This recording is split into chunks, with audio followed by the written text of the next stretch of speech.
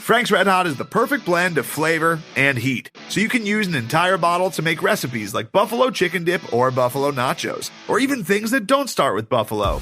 Frank's Red Hot, I put that on everything.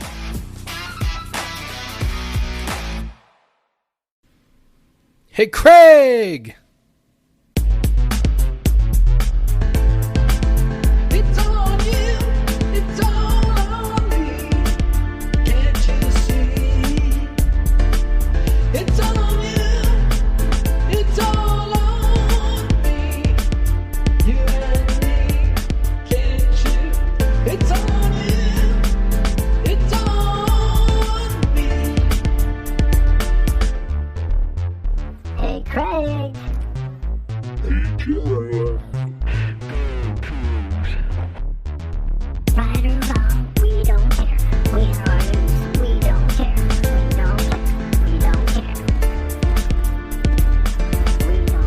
Hey, Jeff.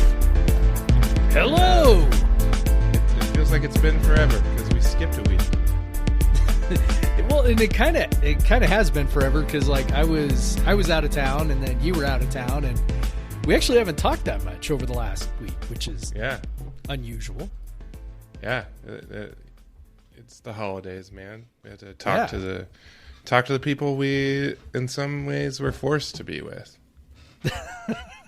It's like I have to I can't talk with my buddy because I got to talk to my children and my wife and people like that, in-laws, or my future in-laws. It's Christmas. Yeah, you guys went over the mountains and made it safely back even in the midst of snowpocalypse over here. Yeah, and this is such a rarity for the west side of Washington in that the snow just sticks around because it doesn't get warm enough. Usually we get like one day and then it all melts and gets rained away. But no, we're just stuck with it, man. And it's coming. More's coming. Yeah, I was walking through the Safeway parking lot with my kids yesterday, and it was hilarious because they were like tromping around in the slush, right? These parking lots that didn't get plowed. They're like tromping around in the slush, and they're like, "Dad, the snow's kind of gross." And I'm like, "Yeah, that's what it looks like when it sticks around for 3 days or 4 days, and it gets all the dirt mixed in with it. It turns out, it's super nasty and gets all ugly. And normally we don't get the joy of dirty, nasty slush, but here we are. I guess the good thing is it's all going to, get covered up by more new snow tonight. So, yay! And you've got a sidewalk to shovel. Yeah, I'm literally the only one in a like 5-block radius that shoveled the sidewalk in front of my house. Well, come on, people. You are a wise man, though, because you are liable for that sidewalk. So, yep, it's very smart. But I will say my one neighbor, they helped me out. We were chipping ice in the back alley that a lot of people on our street drive and park on and stuff. And he had this ingenious tool, a carpet scraper. And that really was very helpful in clearing out some of the ice from the compact snow. So that was nice. Yeah. And so that was as soon as I got back from visiting family on Monday, that's what I did for a couple hours is chip ice mostly. Because when you just leave the snow be for a couple days, that's what it turns into. Yeah. So yeah, and then after that little maybe half an inch we got a couple nights, whatever was last night, everything's back to ice again. So, yay! But yeah, this isn't snow talk. This is podcast versus everyone, episode 152. Could be snow talk. I'm Craig Powers. With me, as always, is Jeff Newser, who does not have a sidewalk in front of his house. No, but I don't even know how you would. I don't even know if you bother shoveling that driveway. That would just be. No, not the driveway.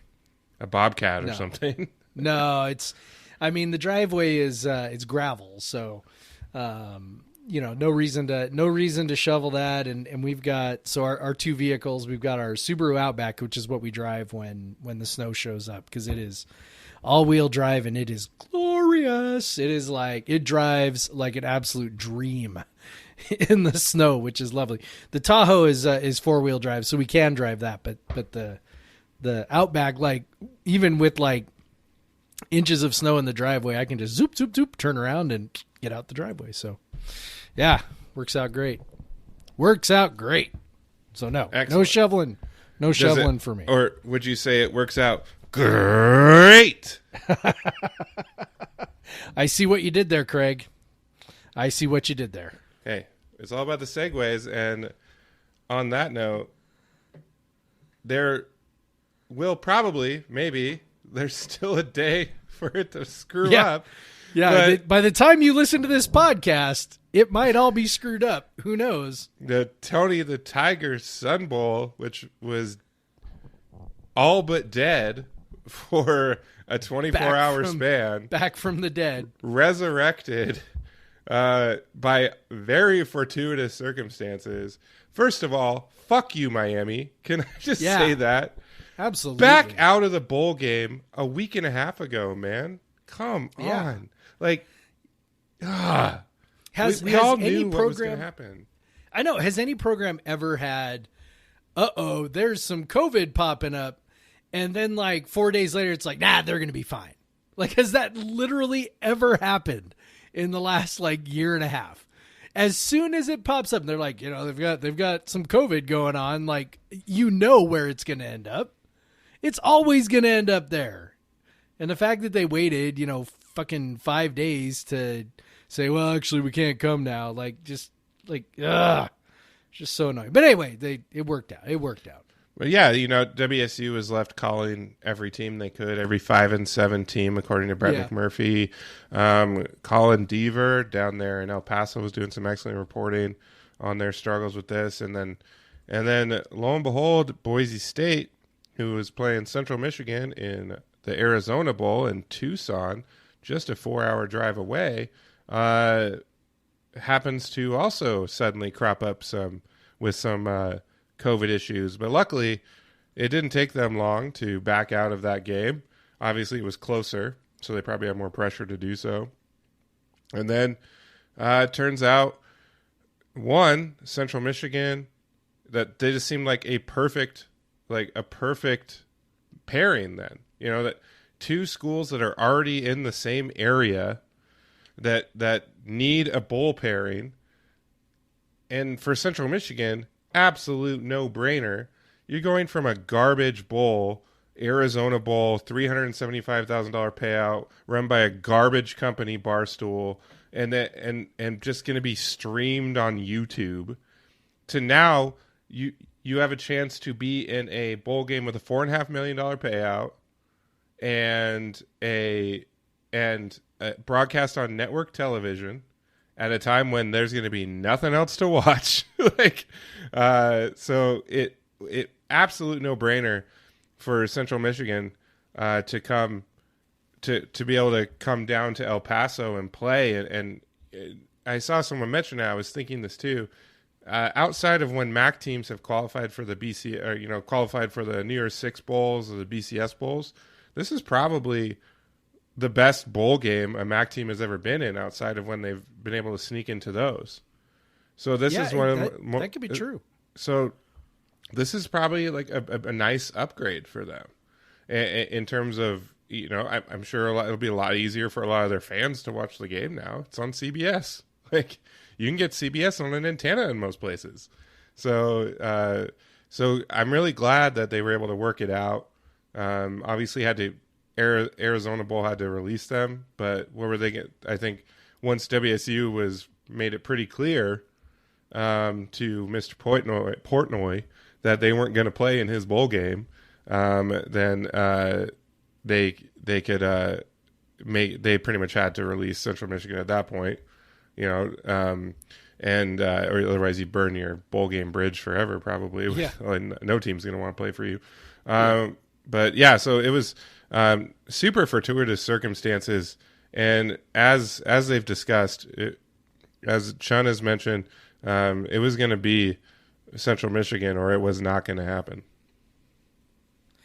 Yeah, it's funny, there was a 0% chance that WSU was going to, go up to Arizona to play in the Arizona Bowl. And, the Arizona Bowl, surely had to know that. So it was, then it was just a matter of the Arizona Bowl, I don't know, probably figuring out if they could get just a tiny little financial kickback maybe to let, Central Michigan out of their bowl obligation. So it all worked out. I mean, it's, I saw a lot of people, praising the Sun Bowl for their tireless, work to make sure that the game went off. And I will not be giving the Sun Bowl Association quite that much credit. Yes, I'm thankful that they did the work necessary to secure Central Michigan. That part is great.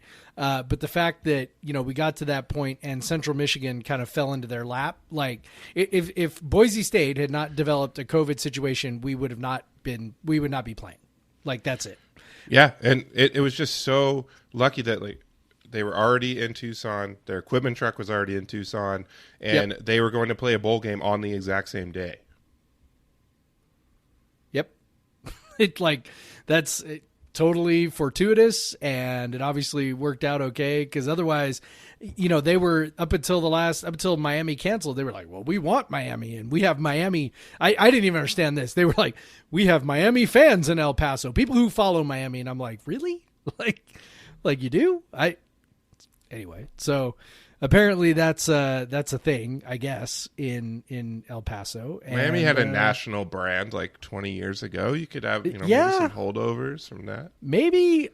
I don't know, man. I have no idea. All I know is that they did not do, they did not work very hard to ensure that there would be a game. Given that they let Miami hold on for that long and didn't make Miami make a decision a little bit earlier. They clearly didn't have any backup plans whatsoever for how to deal with that. So, I mean, just, whatever. I'm glad it worked out okay. I'm not going to harp on it too much. I'm glad it worked out okay, but I'm also not going to bend over backwards to try and give credit to the association that, frankly did not do a great job up until Central Michigan fell into their lap, and then they figured out how to make that happen. So that's great, and I'm excited to watch the game, provided we can get through the next 48 hours without any positive COVID tests. Yep, because as we've seen, these games can be canceled on the morning of, as in the Holiday Bowl. Although the Holiday Bowl didn't say it was canceled at first. They said they were going to try to find a replacement, and then they gave up on that pretty quickly once UCLA pulled out. It's super fortunate because once Miami pulled out, there was 5 days before the game, and you're like, this ain't happening. No. This is not going to happen. So, hey, cool. And so now we got Central Michigan, who, funny enough, WSU at one point in 2015 scheduled a home-and-home with Central Michigan, and the WSU end of it would have been in 2021. Of course, that series was canceled in 2016. But Central Michigan at one point was going to play in Pullman in 2021. So these two teams, this is just fate. This is just was meant to happen. So please, just hopefully everyone has been tested, and we're not going to test asymptomatic people. Whatever, like, come on, let's just let's get there. 9 a.m. Well, 11 a.m. local time. Yeah. On Friday. So let's do it, please. I would love to watch one more WSU football game this year. Yeah, and I'm actually reasonably interested in watching us against Central Michigan, and I don't know how many other people were sort of underwhelmed by the idea of playing Miami again, but I was. Not because, I think just, for various reasons. One is, we played them. I mean, I understand it was 6 years ago, so, whatever. But we did play them in the recent past. And then, the reality is, you're dealing with a team that, is undergoing a coaching change, opt-outs. Just like they were in 2015. Exactly. And I remember that game was, incredibly uninspired from Miami's point of view. And, And then of course we had to spend the entire broadcast listening to them talk about Mark Richt while we were, winning the ball game. They like went through an entire WSU drive interviewing Mark Richt, on the telephone. And so the whole thing just felt just kind of bizarrely. And they definitely would have done that with Mario Cristobal. They as well. definitely would have done that again. So, Central Michigan at least gives us, a little bit of a, just kind of a nice wrinkle. Part of it is what you already said, that, the MAC typically doesn't get to play in games like this. And, for us, I think it's kind of an interesting matchup. It's a team we haven't seen them play. I imagine there's probably some of our fans that, they don't like it when we play teams. This was sort of what was going around when the Los Angeles Bowl was still theoretically in play, and we might have been playing whoever it was, San Diego State or whatever. And it's like, well, there's no upside to that. It's all downside, and I'm just like, for me, I just look at bowl games and just go, whatever. I mean, they're weird. They are exhibitions. You can't take anything from them. I mean, we'll get into this, but, WSU is without 60% of its offensive line and its top 2 running backs. So, how much are you going to read into it anyway? I'm just looking forward to enjoying one more football game. And, I'm not going to read anything into it. However it turns out is how it turns out. It's probably why, I don't have the, maybe the trauma of the New Mexico Bowl back in 2013, because I'm just like, it's just, it was a bowl game and it was weird and stupid stuff happened at the end. And, it's just not a thing that sticks with me. I'm just, like I said, thankful to watch them play again, and whatever happens, happens. And, as long as the game's interesting and entertaining, then I'm okay. And I think this game has a lot of potential to be that.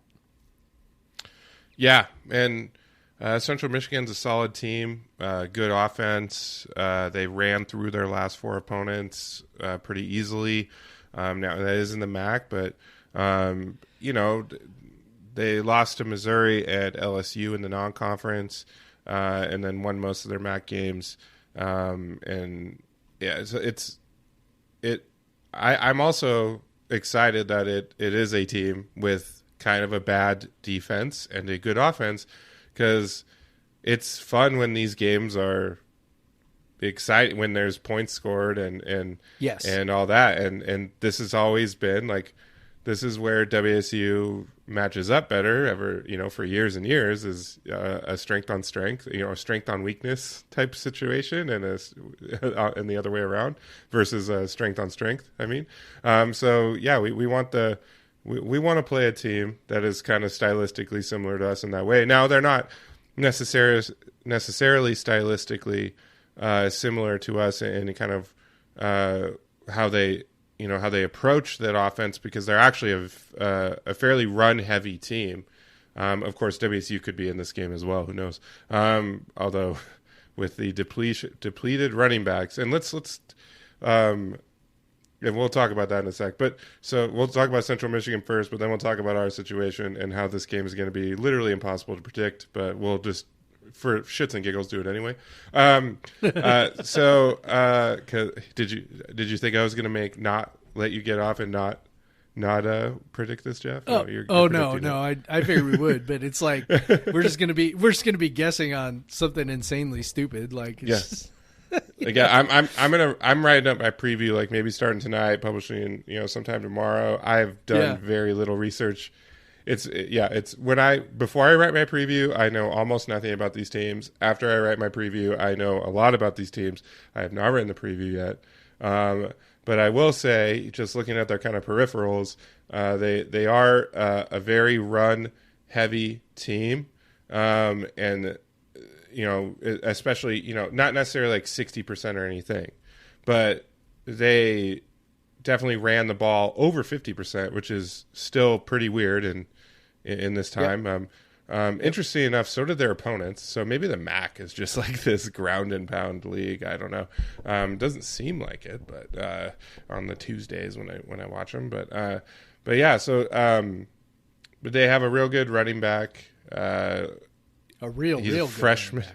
A freshman. I know you mentioned you were talking about him, so just talk about how insane his numbers are. Yeah. I mean, he's rushed for, well, okay, altogether, he's over 2,000 scrimmage yards, 1,700 rushing yards, and 300 receiving yards. So that's a lot. That's a lot. Not only that, but he carries the ball 26 times a game, which is you just don't see that anymore pretty much anywhere.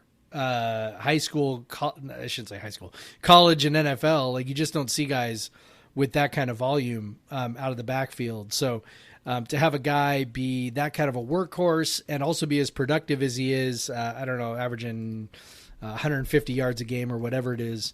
You just don't see guys like that anymore in college football or the NFL. So he's kind of an interesting, unique, and special kind of guy. And what's sort of crazy about it too is that he's so young. He was a true freshman last year. He was a true freshman in 2019. Was he? Okay, my bad. Yeah, he did the 4-game redshirt in 2019. Oh, okay. So last year was his redshirt freshman. This is his COVID redshirt freshman year. Super freshman season. Super freshman year. Okay. So that makes a little more sense for him being the third year in the program, because you typically don't see really young guys in the MAC. Where you're getting guys who need to develop, right? Typically don't see young guys come on the scene quite that way. So that makes a little more sense. He was like, I don't know what MAC. Yeah, I would guess he's a probably solid recruit for the MAC. He was a mid-range 3-star, mid to high 3-star. So I would guess that's a pretty good pickup for a skill position in the MAC. So, and they obviously had plans for him. They used him quite a bit. He got 78 carries in 6 games last year, and then he gets 311 carries this year. You just don't see that anymore. That's so crazy. I mean, he is, as I'm looking at college football data, he was used on over 1/3 of all of their plays, which is like absolutely bonkers. Standard downs, 45%. Ball ends up in his hands 45% of the time on standard downs, which is just absolutely nuts. And that's, by the way, that's more than his 37% is more than anybody else on the team, including the quarterback. That's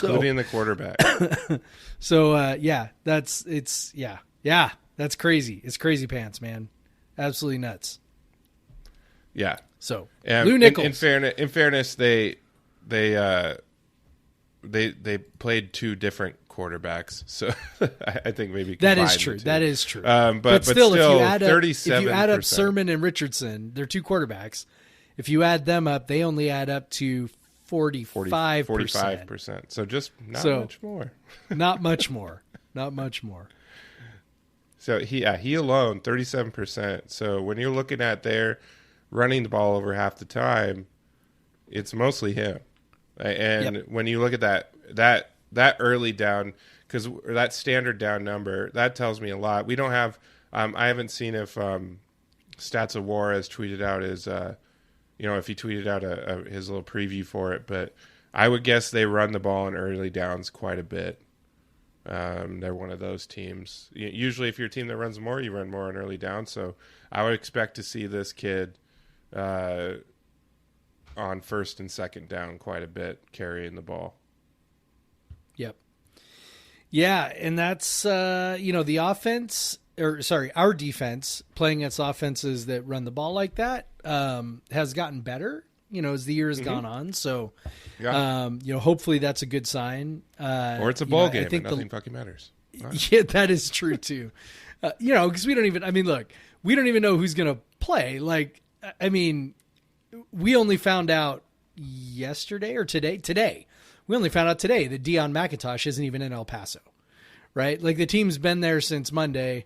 As we record this on Wednesday, we just found out he's not even in El Paso. So, and we know Max Borghi's already not there. So we know Max Borghi. I mean, so maybe there are people on the defensive line that aren't gonna play. I mean, we just don't even know. Like we don't even know. Like, so I mean, we have had plenty of years where we watch bowl games where all of a sudden some dude who hasn't played all year played really well in bowl practices, and Mike Leach, throws him out there. So I don't know what Jake Dicker's going to do, but it wouldn't shock me if we got to a point where, there are guys out there we're like, hey, who's that? That guy played really well during bowl practices and, coaches were excited about him. Who knows? Maybe a freshman gets a run who was, supposed to redshirt and whatever. So, I mean, it's all just guessing. We know this. We've talked about this. Like, you're really just kind of throwing darts at the wall. But, if our run defense over the last half of the season is any indication, it's been better. And so maybe we will be able to, contend with this guy and contain him. I think really the only one who's been able to really, punish us since Jake Dicker took over was really that first game against BYU. And, even then we were okay until like the fourth quarter, and then we just kind of fell apart. So. Yeah. And so it's really, they're going to have to, they're probably going to see a heavy dose of runs on first down. So that's going to be a big opportunity. If they can hold him to, 3 yards or less, you can set up the rest, disrupt what they want to do on offense, get them into third and longs. Let me look. Their success rate on passing downs is middling. They're not saving themselves all that much like WSU does. So they're just if you can get them in there, if we can stop this Nichols kid early in the down, you can get off the field. That's what when WSU has had success, that's what they do. They make a big play. They get a TFL, they get a pass breakup, something early, and then they get teams into passing downs where they can send guys, create havoc, all that. So again, that's what you got to do. This is a pretty solid offense built through a very good running back. So really, if I don't think they're going to hold him to nothing, because he's probably going to carry the ball 25 times. So he's probably going to get to 100 yards or more. But really, it's just mitigating the damage in certain scenarios, which is how this defense has survived all year. So just do it again. And that's what you got to do. So. Yeah, it's that simple. Just do it again, and it'll be fine. Everything will be okay.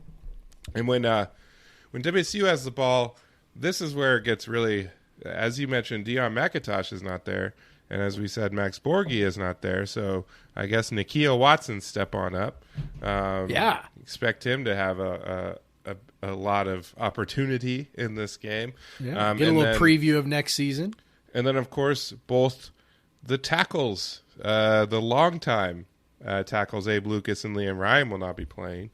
They're trying to get Liam down there just as vocal support, I guess. So yeah, I guess. So apparently he had surgery, which it seems like a guy like that who's played so many games on the line, by the time he gets to the end of his college career, probably has many surgeries that can be done. I imagine so. That's not surprising. But yeah, so he had surgery, and so. Yeah, we can look at some young guys who have not, or maybe not so young guys that have not played all that much. So that's going to be a little stressful. I mean, those of us who have been kind of thinking is Liam Ryan, for God love him, isn't necessarily the most fleet of foot left tackle, and we've kind of been wondering, like, well, is that really the best we got at left tackle? Well, we're about to find out. We're going to find out what what Jarrett Kingston can do. Yeah, and what Christian Hilborn can do. Yeah, and this is going to be a preview of next season, right? Because I mean, Cade Beresford is already transferred to Boise State, so. Our right guard's gone, right tackle's gone, left tackle's gone. So Make Fafita, Brian Green at left guard, and then at center Connor Gomness. Yeah. So this is going to be quite a thing to watch. Yeah. And so I mean, with Green, I'm really glad Green's the only one who's going to graduate. So the rest of it is theoretically what we might have next year. So. Yeah, which again, who knows how much you read into it, but who knows? Yeah, and so that'll be interesting. Luckily, Jayden de Laura is in El Paso. Apparently, he arrived late because of the weather in Seattle. I'm guessing he was coming from Hawaii. Hawaii. So please don't fail a COVID test, Jayden, because they're probably going to need Jaden's escapability, I imagine. Yes. And honestly, given how the backfield and offensive line is depleted, WSU is going to need some specialness from Jayden in this game to play well, and from Travell Harris and Calvin Jackson as well. So I think that passing game and what Jayden can do with his feet are going to be a big deal. I'm hoping that works out, because if you look at, Central Michigan's 96th in EPA per pass, not so good. They have been very effective on passing down success rate, but which is kind of weird to be so bad against the pass, but good against passing down, good on passing downs. There's kind of a bigger set of data when you look at all pass plays versus just the passing down one, so that's interesting. Because WSU has been very good on passing downs relative to other teams, so that'll be the big matchup. Is if WSU probably inevitably gets into some 3rd and 7s and 3rd and 10s, if they can escape the way they've done many times this year, and move the ball, and because that's what they did against UW. One, you wouldn't have expected them to do it against UW's pass defense, but they did it. They escaped many 3rd and longs over and over and over again. So we'll see, and maybe Jayden will be relying on Dejon Stribling and Donovan Ollie a little bit more again, like he was on those 3rd downs against UW. So again, to go back to what you were saying about the offensive line and what we're saying about Nakia Watson, like this is. You kind of like to see what the younger guys do in these games. And Donovan Ollie and Dejon Stribling are a couple guys that you'd like to see something from, since they're going to be the top 2 returning guys, along with Renard Bell next year. And maybe Travell Harris. Maybe Travell Harris. Maybe. And I can't even believe we've made it this far, and we have not mentioned that Central Michigan's defensive coordinator is none other than Rob Akey. Of course. We were just getting down on the data, baby. Rob Akey, who is surprisingly only 55 right now. Oh, my God. You know what? I was so happy to find... his first year as defensive coordinator was my freshman year at WSU. Yeah. I was so happy to find out that I was not the only one who didn't realize that, because I was like, Rob Akey, obviously prematurely gray, I think is kind of what did it, because like somebody posted a picture and was like, probably doesn't help. Yeah, and the mustache, right? And the mustache is fully gray too, right? So it's like, not like a sprinkling of gray, like gray.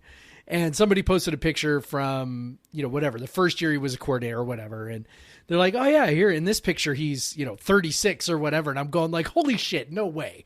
Like, no way he's 36 in that picture. Poor guy. So I'm thinking, okay, this makes a little more sense now, because I'm thinking I thought he was, I don't know, like when he was at Wazoo, I don't know. I just assumed he was like, at least in his like early 40s or something, like I kind of thought that. And I kind of thought, okay, so he was at Idaho for, a handful of years, as the head coach. And, and then he left there and he's kind of bounced around a little bit, but it's like, okay, I don't know. I guess I just assumed he was like, 60-ish, maybe in his early 60s, and, just kind of hanging around as a coordinator. And now I'm going, Jesus, he's only 55. Like, that's like, that's really young. That's like super young, not super young, but I mean, that's like young-ish. Like that's, guys like, that are 55 are still getting head coaching jobs and whatever. So I don't know, man, that like blew my mind just a little bit. Thinking about Rob Akey at 55. And, by the way, thinking of my freshman year when he was coaching the defense. Oh yeah. Like totally. He was a year older than I am right now. Yeah. Yeah. I will say you look younger than he did then. So thank you. If that makes you feel better. And then of course, like WSU's head coach is what now 39, which has been fiercely highlighted by all the pictures of him with his very young kids. Like, Yes. like in all these pictures, like we got a young coach now. got a It's like young when you dude. get the young president in, and he's got like actual children as his children. Yeah. Yeah, so that's been interesting, but yeah, that's it. It'll be cool to see Akey. You know, it's funny. I sent that to friends I went to school with who aren't like strictly, but we always sat like right behind where he was, like on the 35-yard line, and he just he was so demonstrative all the time. Oh yeah, like you can't. Well, and that everyone was the knew thing who that he was. everybody. That's why everybody loved him, right? Like Yeah. people who did. And I'm not even talking about people who knew him, because people who know him, just will rave about what a great guy he is. So I'm just talking about the stuff that we could see, which was him just going bonkers all the time, like hitting guys on the helmet, jumping up and down, jumping on guys and celebrating. Obviously that's the kind of stuff. And like even when you were in the stands, that raspy voice, that like Oh, yeah. that achy voice, Loudest like voice. that probably made you think Yeah. he was older too, like because he had Maybe. that voice that really kind of like it just raspy, like deep voice, and like and you Might could have just, been it just some of that, bellowed, and you could hear it like for Yeah. around the stadium. So it'll be Yeah. it'll be fun to see. I hope that they highlight that he would, so we can I do we can too. see him freaking out over there. I hope that we don't give him too many plays to freak out about. No, I will say this, that in kind of looking at their stats, their Havoc stats are what you would expect from a Rob Akey defense. Lots of, they create a Havoc type play on about 25%, 24% of defensive plays. So that's, those are sacks, interceptions, fumbles, tipped passes, things like that. So no surprise there. I assume they're extremely aggressive because, he was always aggressive at Wazoo. And so there's that. But then, the flip side obviously is when you look at their explosiveness in terms of their pass defense, it's quite bad. So, a lot of high risk, high reward type stuff for them. It kind of looks like they sell out to some degree to stop the run and try to generate negative plays. And so if we can, and I think this is where, what you were talking about with Jaden's legs, extending plays and finding, soft spots. If you can get past that first wave, typically with a defense like that, there's, big plays to be made. So, so it should, the bottom line is it really should be fun.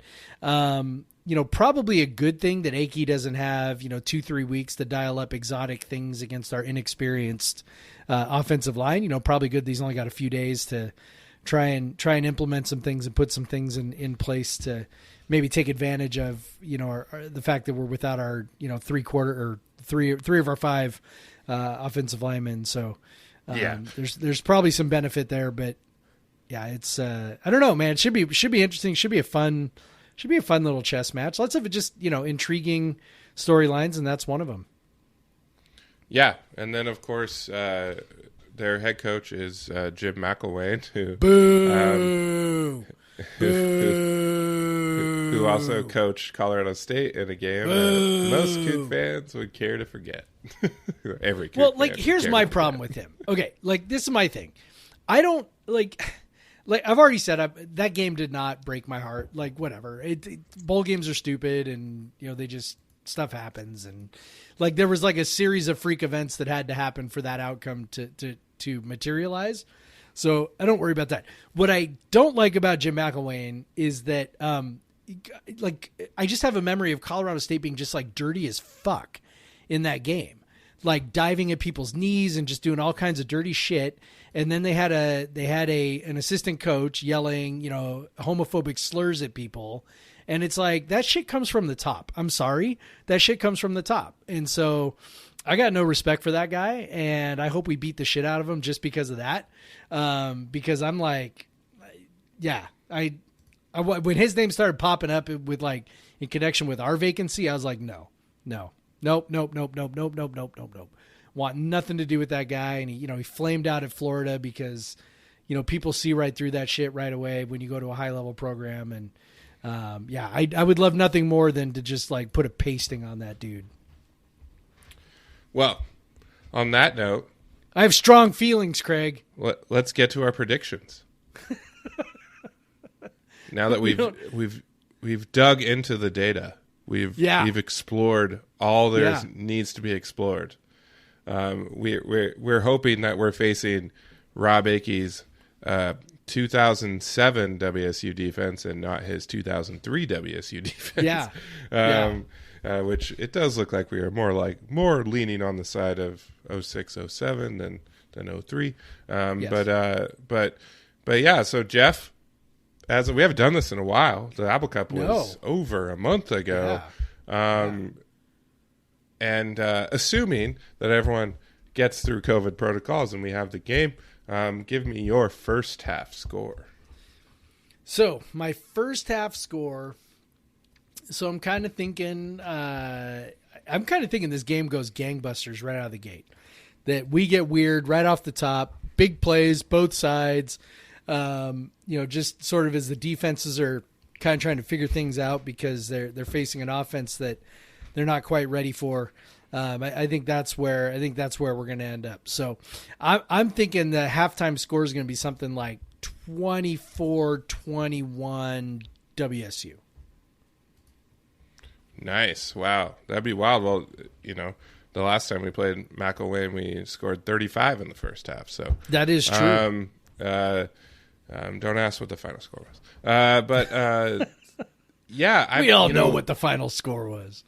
I think you don't have to worry about it. So what I think, here's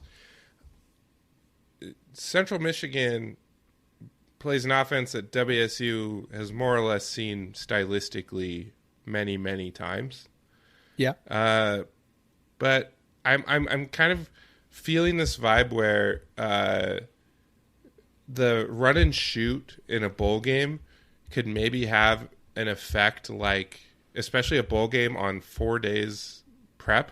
Yeah. Could maybe have an effect like Air Force does to teams in bowl games. Like where the option is just so annoying to deal with. So because they did not see the run and shoot all year. They just haven't seen it. Because no one else runs it, so they haven't seen it. So I'm hoping that the aggressiveness that Central Michigan undoubtedly utilizes, because Rob Akey is their defensive coordinator, and because we've seen, we just look at their data and it shows that they're very aggressive. That these option routes that everyone's running, they can exploit that. We've seen Calvin Jackson is very good at exploiting a safety that jumps the route or a corner that jumps the route. So I'm hoping, like you, we can start it with some big plays. So I'm kind of hoping we can jump on them, and I'm early, and similar point total as you. 21 point. I'll say 21 points in the first half. Our defense gives up a few, but we go in 21-10 at halftime. Okay. Man, I love it. All right, Jeff. So you got 24-21 at half. How do you think this thing finishes out? So I am trying to imagine a scenario where we win the game. So the line on the game is a touchdown. So WSU by a touchdown. I'm trying to imagine a scenario where WSU wins by more than a touchdown, and I just can't do it. I can't see it. I'm just like, I think this is going to be nip and tuck down to the end. I'm thinking second half, maybe play to a stalemate, might even need a touchdown at the end to win it. I'm thinking Jaden Delora coming through in the last 5 minutes, making it. I don't know if it's going to come down right to the end or if it's going to be kind of a last-ish drive, but I'm thinking Jaden Delora has kind of an iconic moment leading the team to a victory. I'm thinking the second half, each team with 3 touchdowns. So what does that make it? That makes it 45-42 WSU. Ooh. Let's go. Let's fucking go. Go fucking Cougs. All right. So, I had 21-10 WSU at halftime, but I think Central Michigan comes back, pulls it tighter in the second half. They come out and they score early. We have a bit of a turd quarter. Maybe we get a field goal. but they get, they get a couple touchdowns, so it's tied going into the fourth quarter. And there's a bit of a back and forth, but WSU pulls it out at the end. Game-winning field goal, and from our boy Dean Janikowski, and we come out 34-31 victorious in the Sun Bowl. Keep our pristine Sun Bowl record intact, and keep our Texas bowl game record intact, and just get out of there and have a fun end to the season, which these guys deserve every bit of. So 34-31, and so we both don't think the Cougs are going to cover, I guess. And so I don't. I just, like I said, what was the over under? Way less than what we just predicted. It was 57, I think. So pretty high. Pretty high. Yeah, that's pretty high. Yeah, that'd be like 29-28 or something. But yeah, I suppose the only thing that might, really suppress the score more than you and I think is, so Central Michigan is a running team. So, if they are, putting together long drives with, the running attack, then that could, shorten the game and have fewer drives and depress the score. So I guess we'll see. I don't want to relive, the Cheez-It Bowl from a couple of years ago, but no, God, I think there was like 8 total possessions in that game. Yes, each team had 8 drives, I think, or we might have had 7.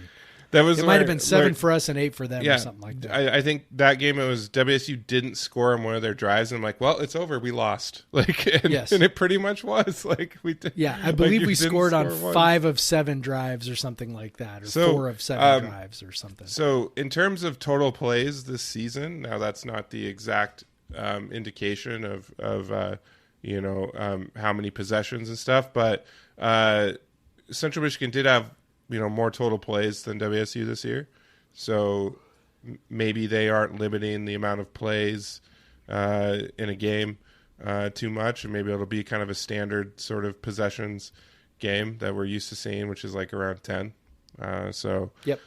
Hopefully we get that, because no one wants to see these low possession games, but I do think both offenses can score on both defenses, so we'll probably see some points, which means it's going to be a 12-6 or something. So I got 34-31, you got 45-42, and bowl game. I'm excited for it at 9 a.m. on New Year's Eve. I know. We like getting up. I mean, I'm used to getting up early. I love that college. I love that European CBS soccer. So CBS college football music is good too. Gets you pumped up like it's a Saturday night, but it's not. Right? Exactly. All right. If only Vern Lundquist was still calling games, man. If only. Who's calling the game? I don't know. I don't know. I don't even know. Why don't you know? We'll probably miss the first quarter because of some college basketball game too. So. I really doubt there is going to be a college basketball game that is played earlier than noon. You think so? Noon Eastern on Friday. Yeah. I think we'll be okay this time. All right. Yeah, I think that game was a little later in the day. It was. I'm trying to remember. I want to say that game started at noon Pacific, if I remember right. I remember I went up to our good friend Kyle Sherwood's house to watch the game. So I remember I drove up to Old Bothell to watch the game. I think it was Kirkland. I don't know, wherever he lives.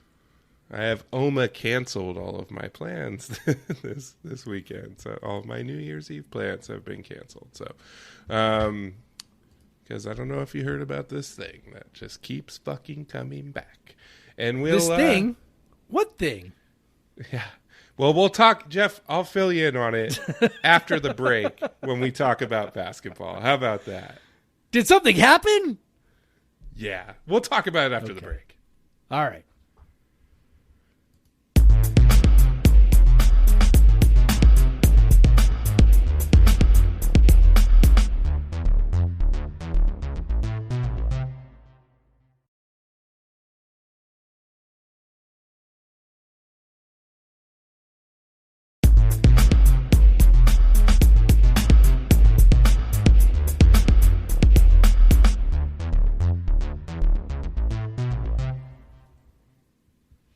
back.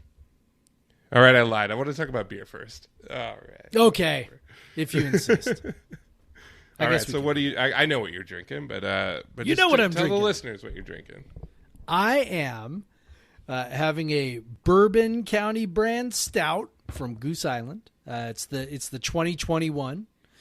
So this is as Goose Island will tell you, the original bourbon barrel aged stout. But this is it legitimately delicious, is, man. by the way. They're not fucking with you. It is. Yes, I do know that. So I bought two. They had them at Costco. First time I've ever seen them at Costco. As you know, I am an avid Costco shopper because I have 3 boys and they eat lots of food. So I saw them at Costco, which they never have them there. So I grabbed 2. So I'm going to age one, and I decided to drink this one, early. And really, really, really super excellent. Lots of vanilla to it, which I love. It is definitely not as intense as I expected, which surprised me a little bit. On Christmas Day, I had the 2021 B-Bomb from Fremont, and that was intense. The flavors on that had not mellowed at all. It was really good, but it was kind of almost overpowering a little bit. So I also bought 2 bottles of that. Looking forward to drinking the other one in a couple of years. But this one is surprisingly for me. And I don't drink as many of these as you have, so you can tell me, is it pretty typical for them to be pretty drinkable right away? Yeah, I haven't had one for many years, and we can get into that. But I know. But yeah, they're typically one of the more drinkable ones. What I remember, they usually have a pretty strong tobacco presence because they're a pretty classic stout. I'll say when you talk about the difference between like B-Bomb and that, like B-Bomb is probably just kind of a harsher, hoppier style overall. Mm-hmm. But I am a bit surprised that, interesting enough, the guy Matt that runs the Fremont Barrel Age program actually got his start in the Bourbon County program at Goose Island. So there is which is not uncommon. They were the originators of kind of bourbon barrel aged beer. And they've been doing it since I think 2005 was the first one, and I guarantee most of y'all didn't never even think about probably a bourbon barrel aged beer until about 2015 maybe. So they were doing them forever, and they for many years were just super sought out because they were the only one, and then they've had just the street cred, because it's interesting. As many of you probably know, Goose Island in 2012 was purchased by Anheuser-Busch InBev, which for many craft beer drinkers is almost is just like, no, we're not buying you anymore because you're like a sellout. Yes. You're independent, because AB InBev does tend to kind of take over the offerings and pick and choose, and but they have invested quite heavily in that bourbon barrel age program, and so that has still remained very good. I don't buy them anymore. I'm like, I'll spend my bourbon barrel aged beer money on some smaller brewery, but I know they're good. That's why I kept buying them for years, even though I have beer nerds that don't buy any AB InBev stuff, but still will try the Bourbon Counties every year because it's just like it's a thing. They come out it comes out on Thanksgiving week, and Black Friday historically has always come out on Black Friday. In the Midwest, it's still a big crazy thing. They make so much more of it now. But the last year I bought it, that I remember, and I may have had it other years, but I think the last year I specifically bought that year's vintage was 2015. And that year they had a huge infection issue in almost all of their styles. And there were certain dates. We broke open some of those. Yep. At your birthday. And we had infection roulette. And actually, interesting enough, I remember a couple of them tasted fine. But though I had another couple bottles of that on that same bottling date. And it was like another year or two later someone asked if I had any 2015. So I was like, yeah, I'd try it. And we opened it up, and it was totally soured. And so since the 2016 release, it's now been pasteurized, so that it doesn't. So now when they say changes over 5 years or whatever, it doesn't change nearly as much anymore because the beer is pasteurized. They kill everything that could possibly be left, which does not impact the flavor. It does impact the flavor if you let it sit down for years, and it does eliminate the risk of infection and souring. I don't know if you remember. Do you remember the kind of on the infected ones? What we got that day when you like at my which birthday? ones or Yeah, well, like do you remember from the Goose Island ones? Like what the like what did you remember tasting in the bad I remember ones? it was I just remember it smelled kind of funky. Yeah. And like I don't remember much else about like what exactly it tasted like. I just remember it tasted kind of weird. Yeah, so I remember sort of a very kind of funky kind of lactobacillus, which can have of a sour milk aroma, a kind of barnyard aroma, and then like the barley wine had this this very strong like vinegar to it, and so but then there was a couple of stouts that probably hadn't been the infection hadn't taken over, so they still tasted really good. And that's when I first had my first game of Infection Roulette, which is fun. I still have some bottles in my basement that we could play Infection Roulette another time, Jeff. Ooh. But Goose Island, Bourbon County, I knew I was going to talk about it a lot once you said it. It's such a once you saw my picture. It's I mean, it's an iconic beer. Like it's in terms of like it is literally one of the most iconic beers there is. Like it started an entire like industry of bourbon barrel aged stouts and barley wines and stuff, and they have made some truly great ones. And there's some really good ones this year that, from what I've heard, that they're really special edition ones. And it sounds like the classic is just as good as ever. It's what a bourbon barrel aged stout is supposed. It's what it's supposed to be. It's a standard setter, it's just such an iconic beer that's why I can't even give you shit for it being AB InBev or whatever, because if it hadn't been kind of right in front of my face, I probably wouldn't have sought it out. But since it was in front of my face, I was like, and the bottles. 2015 was the first year they used those bottles too. They're much more. They stand out quite a bit more now with that little flag and the. Yeah. So Goose Island, Bourbon County. Check it out at your local Costco. Costco. Well, they're not there anymore, but they were there for a couple of days. Yeah, I mean, you still get people at Costco, there probably people that came in and bought a case of it, honestly, because it's probably $3 or $4 cheaper than at your local bottle shop. I don't even think they had a limit on them, to be honest. Which was surprising when I saw that. Well, you have a barrel-aged beer from Chicago. I also have a bourbon barrel-aged beer from Chicago. This is from Revolution Brewing in Chicago, who has an excellent barrel-aged program as well, particularly when it comes to barrel-aged barley wines. And I'm having Straight Jacket barley wine ale aged in bourbon barrels. As beer nerds like to call it, regular old Straight Jacket, or ROSJ, because they do have variants. They have very special old jacket, which I shared with Emma, which you may have gotten a taste of as well when we were at the USC game.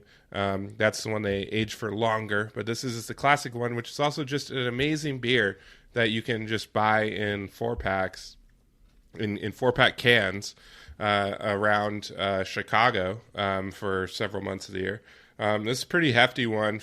They usually would run like 12 to 14%. This one's at 15.8%, and it is delicious. I've gotten through most of my can here as we've went through this first hour of the podcast, and it is fantastic. Very toasty, a lot of caramel, vanilla, a lot of barrel. You kind of taste the oak and the bourbon. It obviously has a little bit of a burn with the alcohol, but it's still like very drinkable. So well done. If you ever have a chance to get barrel-aged barley wines and Straight Jacket from Revolution, I highly recommend it. Top-notch shit. They know how to make them big, warm beers in the Midwest. They need it. That's how they get through the winter. Yep. We're complaining about this. Now think about the same snowstorm and it's 20 degrees cooler. That's the Midwest for like 3 months. And it sticks around for 2 months instead of like 3 days or 4 days. Exactly. And I love Chicago. Chicago makes a lot of great beer. So today, in honor of our good friend Emma trying to get back to Chicago, and hopefully she does. Fingers crossed, everyone. Hopefully by the time you're listening to this, Emma is safely back in Chicago. She did send us a text to let us know she made it to Phoenix. So so she's out of the snowstorm here. Now she's got to go to the out other of Seattle. But Chicago's Chicago's used to handling that. Yeah. But yeah, so let's talk about motherfucking basketball. And this time we're not annoyed with another loss to a mid-major team. We are annoyed because we were going to record tonight. We were going to watch a basketball game. Yeah. But no. We should be watching the game right now. The motherfucking C word, COVID, has come up again. COVID-19 protocols shut WSU down for this game. It's going to be rescheduled. And so there is no basketball tonight and no basketball for us to talk about. Yeah. So they haven't played in a week, and it's going to be at least another week before they play again. So yeah, I don't know, man. You and I have talked a ton on this show about COVID, and we started our show before the pandemic, and we have recorded shows all through the pandemic. And one thing, you and I have been fairly consistent on is, that the pandemic is serious, and it's not to be trifled with and taken lightly. And, that comes from, a couple of different perspectives. One perspective being, that, Amanda, your fiance is a nurse practitioner and has spent lots and lots of time around people with COVID, and it's pretty shitty. So, that's informed a lot of our thinking on this. But, lately for me, I found myself sort of struggling a little bit more with thinking about how we should be approaching all of this stuff. And the emergence of Omicron has kind of been the biggest factor in that. This thing appears to be as contagious as like a common cold in a preschool classroom. Just so like crazy. We went out with some friends last weekend, and went out to dinner, and then went to a piano bar in Tacoma, Keys on Main, and dueling pianos and all that stuff. And we were like, oh, this is going to be so much fun and very exciting. And when we went in there, there were lots and lots of people without masks, but we were, stationed in an area where we were sort of not that close to, really any other people, and just kind of, thinking about it and like, okay, we're okay. And then as, the night went on, we were there for a couple hours. As the night went on, more and more people came in, more and more people got close to us. Almost really nobody wearing a mask, right? Because everybody had drinks, and people were just sort of really, really packed in front of the pianos. And as it turned out, lots and lots of people got COVID, because we got a phone call that because we had, the location tracking turned on our phones. And it turned out that was a super spreader event, because it was just like, this thing is like crazy, crazy, crazy contagious. So, there's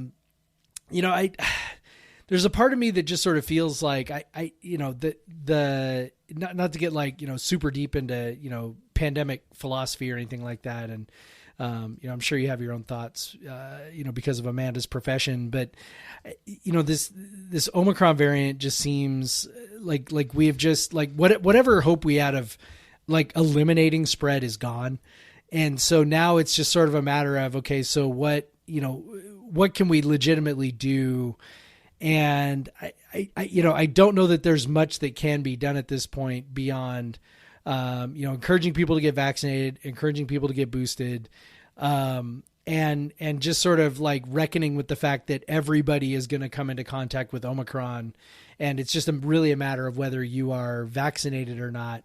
And whether you're going to be able to, fight it off. And, as it turned out, I didn't get COVID from being in that environment. I am vaccinated and boosted. So, I assume that had something to do with it, but I don't know, man. I'm sort of swinging toward, feeling like that we should be, maybe not as strict with testing and things like that when it comes to especially vaccinated people who are asymptomatic.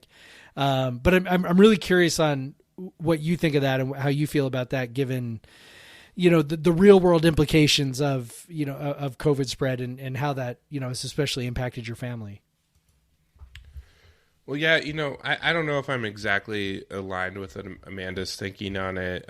She's definitely heard me rant in a similar way to what you just said and not, shot me down. So I think for her mental health, having left that position of working day in and day out with COVID patients has kind of put her less on edge. But I knew several. Obviously, our buddy Michael Preston has been very public with that he caught COVID this week, and so I don't think he would be mad that I shared that, because if you look at his Twitter account, it's pretty. And then a few. I've known a few other people, and this is probably at the most of any one time of the number of people I've known in my personal life that have it. And I've known more people in the last couple of weeks with COVID than I have in the entire pandemic. But at the same time, it's been crazy. When a lot of the people, if they're healthy, if they don't have issues, like they and they're vaccinated, they've been okay. Now we're kind of sounding like the people at the start, but it's at the. I'm totally with you. That's what I'm thinking. But I hate sounding like that's that. what they like. There's still the issue though of there's a significant portion of the population is not vaccinated, and it's very different from the perspective of someone with children who are under 5, and our children cannot be vaccinated yet. For the under 2-year-olds, they had some positive results on the latest vaccine trials. For the 2 to 5-year-olds, it turns out they probably didn't give them a big enough dose. So I'm guessing that vaccine for 2 to 5-year-olds is not coming for another 6 months or something at this point. Yep. And so what we are as parents, we're worried about them, all the time. And with every variant, you don't know exactly how it's going to perform, how it's going to impact your children. Maybe the initial wave didn't harm children that much, but it's still it's scary. And we've had to cancel plans with people and all that this week. And I was going to go to the WSU game, but even before it was canceled, I canceled going to that. And because it's just the case rates, and I know case rates, whatever, people are like, you got to look at hospitalizations, all that, but just catching it is not something I want to do, because I don't want to bring it home to my unvaccinated kids. So for me as an individual, I'm just like, hey, I'm going to shut it down for a bit. And try to be in situations that I feel most comfortable in, and the hardest thing with that is saying no to your friends all the time. For sure. And I'm not like, you're not judgmental of them for wanting to go do stuff, because they did their part. They got vaccinated. They're wearing their masks, whatever. They're going to places that they're supposed to check vaccine cards. Just a lot of places don't do it anyway, but they're trying to do everything right, because goddamn, we like deserve, like, especially all of us that like done everything we're supposed to do, like Can't we just fucking live our lives at some point, right? Like at some point, like I don't feel as much sympathy for the people that never tried, because they're kind of why we're here, right? So it's like, Yes. I feel that never tried, but some of us really tried. Like we didn't see our friends and family for a long time. We didn't do anything outside of our house. And I kind of like let loose a bit this fall. I went to all the Cougar games and I went to soccer games and honestly, that was in an Omicron free world, and I came out fine. But I know some other friends that did catch it and doing all this stuff over the course of those months, and so, like you said, it's just kind of like fucking inevitability at this point. Like we're not getting rid of it. It's endemic. It's just it is like a cold or a flu at this point, where it's just something that's going to come back and over and over and over again. It's probably going to be like a yearly vaccination, like the flu shot that we get for it, but at the same time, it's like, from a practical perspective, it's like if we're like, hey, we want all of this stuff to keep happening, like the basketball games and the football games and everything, we probably have to adjust our testing protocols from what they were when we didn't know jack shit about this, and when we didn't have a vaccine, because right now you're probably having, probably Miami, probably Boise State. Probably, I don't know about what's going on with WSU. We can check and we can find out. But, there's a lot of asymptomatic vaccinated people that are testing positive, that are probably maybe only going to be contagious for like a day, like 2 days, and probably aren't going to be contagious by the time this event that they're playing is rolling around. And we're beholden to these, like, I know CDC reduced their number of days, which is good to see, from 10 to 5, where you need to quarantine with a positive test if you're vaccinated. So that's good. We're making progress, but the sports protocols have not caught up. And so what we're seeing, and now with this new very contagious variant, like we're just seeing, we're reliving a year ago again, and it's frustrating. It's like we're in this never-ending cycle, but we just kind of, as a society, have to adjust, unless we just want to keep doing this, like cancel, like try to have events, cancel them, try to have events, cancel them, whatever. There's just something that needs to change. I'm not an expert on what needs to change, but if we want to pretend like we can still if we want to like have some deference to the disease while still living our lives, probably need to change the rules just a bit, for the people that have tried to do their best and get rid of avoid this thing and avoid spreading this thing, because like what are we even doing at that point? If we've gone through all of this and we've tried so hard, like what are we doing if we're still canceling football games and basketball games all the time, which is a stupid thing. But if we're gonna have the stupid things, then like we need to have an environment where we can make these things happen. Yeah, that was a rant. I was listening to Slate's Hang Up and Listen podcast, which is, if anybody reads Slate, then sort of which direction on the political spectrum those conversations are going to tend to lean.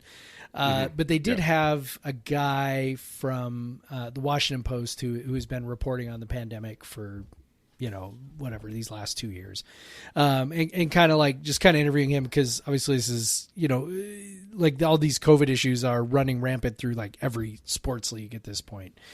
And I think the thing that he said that resonated the most, now his ultimate conclusion was a little different from mine. He was still sort of advocating for pretty strict testing policies and things like that. But I think the point that he made that I thought was really, salient was the idea that, the question he asked was, what are we trying to accomplish? And I think that's the question that's not being asked nearly enough right now. So to the point of people who, are maybe a little more, skewed toward the conservative side and are, have been sort of over it for however long at this point. I'm kind of getting to a point where I kind of like understand how you arrive at that point. 'Cause, now they've obviously been saying this for a year and a half, like, when does it end and when are we going to stop? And obviously, a year and a half ago, that was ridiculous, but we're almost 2 years into this thing now. And we have to start really asking that question. Like, what's the end game here on all of this stuff? And, is the end game what you said? Is it just endemic and we get a shot every year? And, if that's the case, then that's fine. That's what I'll do. Right. We're not asking, I think, that question enough of what are we trying to accomplish here? So when we test an entire team, and, it's this thing with WSU, like the game was canceled, not because of, at least as far as we know, not because like the whole team tested positive, but because of COVID protocols, which is sort of code language for some combination of positive tests and contact tracing. Right. So that's why, things have been shut down. We probably had a handful, they 2 or 3. very well, they could have like had someone from their dorm have COVID and a bunch of freshmen on the team. Like we're near, I mean, the team just got back from traveling for Christmas, so it's not crazy to think like they were hanging out with their families and they popped a few positive tests when they came back.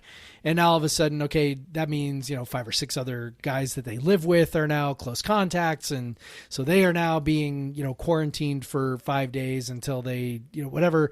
And it's just sort of like, what are we trying to accomplish with that? Right? Like, okay, so when all these rules were established, a year ago or whatever, when sports leagues were, coming back, really starting to come back, like, the idea was to eliminate COVID, right? Like that was the goal. We're going to eliminate COVID. We're going to, we're going to quarantine. We're going to test. We're going to suppress it to such a degree that we triumph over this virus. That obviously the ship has sailed on that. Like that is obviously not going to happen. We can lay blame wherever, but the reality is that's just not going to happen. So the question is, okay, so how do we navigate a world where this is just part of the deal? And, I feel like the quote unquote protocols that are in place, where we're testing guys who are asymptomatic and, people who are vaccinated and asymptomatic. And if they pop a positive test, then they're out for, however many days. And people are vaccinated, asymptomatic and not positive. They've just been potentially exposed, Right. And so they have to sit around for 5 days because they've been exposed. And I just think like in terms of real world, like not even sports, but like, people going to their jobs, like it seems like that is not a sustainable way for us to move through the world anymore. That maybe we need to just say, okay, look, if you're vaccinated and you're asymptomatic, then you just, like we would, and I so hate to say this because of all the bad faith arguments that have been made about this over the last, couple of years. But, but there is a reality that, with the flu, we sort of move through the world like, hey, if you're not symptomatic, then, you just, you carry on. Right. Or if you are symptomatic, like Noah or if Williams you are symptomatic, clearly was, and when they played, then you stay home, South and Dakota State, stay away from people, right?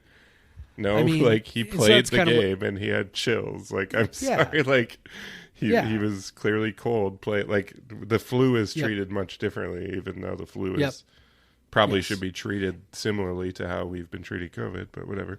Probably. And so it's just like, maybe we should be kind of approaching it in that fashion now, because obviously we're not going to reduce this thing to zero. And so if you are vaccinated and you are asymptomatic, whether you test positive or not, really, we shouldn't be testing people that are not symptomatic. And, people should just, I think to some degree, sort of carry on with their lives. And this is not just a sports thing because I want to watch my sports teams. This is just like a thing. I mean, we were, how do we continue to live if this thing is in our lives now every year for the rest of our lives, which I think it probably is. We can't keep going like this. We just can't. And so, I hope that sports leagues adjust a little bit. I hope that our public health messaging adjusts, because I, frankly, am ready for, maybe a little more sustainable policy on this sort of thing. Because what we're doing right now is just, it's not. And we knew when we put all this stuff in a year and a half ago, we knew it wasn't sustainable, right? Like, we're like, we can't do this forever, but hey, it's an emergency. This is how we do it. I mean, we're almost 2 years in now. Like, it's probably time to say, okay, how do we, what's a long-term strategy here? And this ain't it, man. Yeah, and to be honest, you mentioned public health protocols. Like, my oldest daughter's daycare, they go heavily with what the public health officials tell them. They're in contact with them every time there's potential exposure. It's all that, and their stuff's been way more lenient than what I've seen out of these sports leagues. They're like, oh, we're okay because they weren't, in the same room or whatever, all that stuff. So like, they're not, they're just like, you probably should get tested, but if you're not symptomatic, it's probably fine. Like all this stuff. And yeah, it's just crazy. Like it feels like there has been movement in other parts of our society, that hasn't happened in the sports teams specifically. While even the people that can come and sit down next to each other and watch the games have like much more lax rules than what the actual teams playing the games have to deal with, which is and just by the way, these are people who are 20-ish years old and in theory some of the lowest risk people. Yeah, so it's at some point we just have to adjust, and I think we'll slowly get there, but I'm not sure. I think we're in for a next couple months of just tons of canceled sporting events. WSU is probably gonna have a lot of basketball games that are canceled in the next couple months as Omicron runs through the population. So this is going to be interesting to watch, and hopefully we get to watch some basketball, but hopefully also everyone stays safe, and hopefully we're not just doing some of this stuff for the sake of it, and it is backed by actual data. But yeah, I wish we could just talk about basketball, but here we are talking for 20 minutes about this. Everyone already shut it off at this point. It doesn't matter. They might have. But yeah, if you did sit and listen to this and you love us, what is it? What was the Elizabeth Warren? If Elizabeth Warren had a Coug podcast, or if women's studies professors had a Coug podcast, if you enjoyed that, please hit subscribe, and give us 5 stars, ratings, and leave a nice comment. Any of that. If you have any questions or comments, you can email us at podcastvseveryone@gmail.com. You can follow me on Twitter at the Craig Powers. I think I just got to 1,800 followers today. Woo! It only took me 55,000 tweets and almost 12 years. Congrats to me. Way to go, man. Yeah. And then Jeff, you can follow him at Pod versus Everyone. He at one point had way more followers than that, and just gave up the account. I was dumb enough to do that, huh? Yeah. You could have just rebranded it Pod I versus should have sold Everyone. It or something. Yeah, could have made dummy. some money. Gosh, you silly boy. But you can follow him at Pod versus Everyone. If you're interested in the beer I drink and shit, you can follow me at Craig W. Powers on Instagram. I just did my 12 days or 13 days of Floodland. Actually turned into 14. So I posted for 2 weeks in a row, which is rare for me. Usually I post like once every 2 weeks. So, so if you like pictures of bottles of beer, let me tell you, my feed is hot right now. And a couple of cute pictures of kids. But yeah, so Jeff, with all these fun conversations, hopefully we have a bowl game to watch, and I hope it's great. For the Cougs, of course. That's right. And I hope there aren't too many instances of Rob Akey tackling his players in excitement as they run off the field. I do hope it happens. Bad news for the Cougs. Maybe once. I hope it happens a couple times. I want to see it just for old times. All right, man. Well, go Cougs. Go Cougs, Craig. Black Lives Matter. Black Lives Matter. Get fucking vaccinated, people.